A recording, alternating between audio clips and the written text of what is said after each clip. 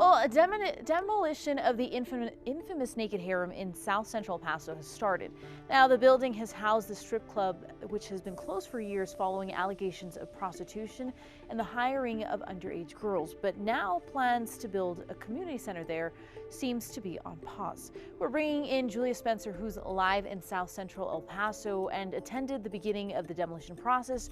Julia, can you talk to us about how neighbors in the area are reacting and what's holding up the project? Well, Vanya, neighbors got a first-hand look at the beginning steps of demolition of this building right behind me. Now, they saw the front door of this building torn down. So it was kind of a sight to see, very new and interesting for this neighborhood. And they're very excited to see a new wellness center be put in its place. But it is on a little bit of a hold because El Paso County, they now have to find $30 million to keep the project moving forward.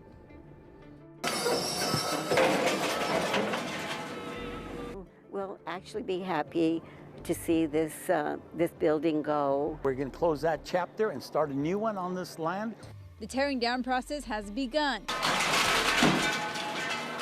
As doors come off and structures fall,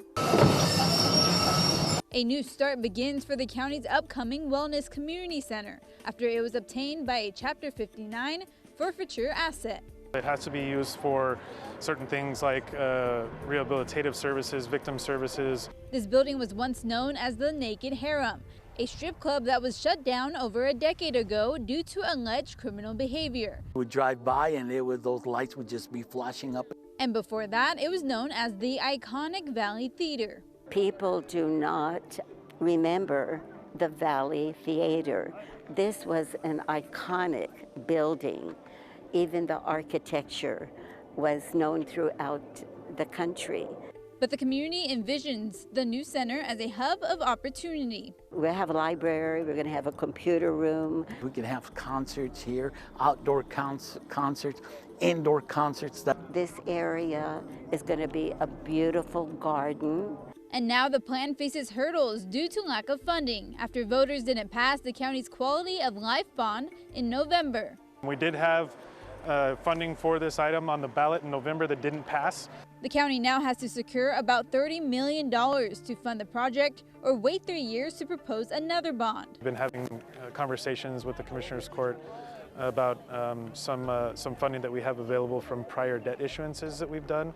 In the meantime, the county plans to build a park that will soon become a part of their original plan. We want to make sure that it doesn't just become another blighted spot. We didn't want to just like knock down the building and leave nothing here. Now, once again, the county still has to gather and find a lot of money just to move forward with their plans. But until then, once demolition is over and this building is completely gone, neighbors can look forward to a park that will be built in the meantime. Thank you, Julia. Well, the reason why we're seeing again that become a park is because of last November, voters rejected a $63.3 million bond proposal. Now, this included $29 million for that project. Now, because the bond failed, the county legally can't spend new taxpayer money on it for at least 3 years. Now, that doesn't mean the project is totally dead. Previously approved funds can still be used, and the county can look for other funding, but it's an uphill battle, and here's where you come in. Only 35% of registered voters in El Paso showed up to vote last November. It's a really small number of people making big decisions for the entire community. So next time there's a bond on the ballot, think about what it really means, because projects like this directly impact your community and your money.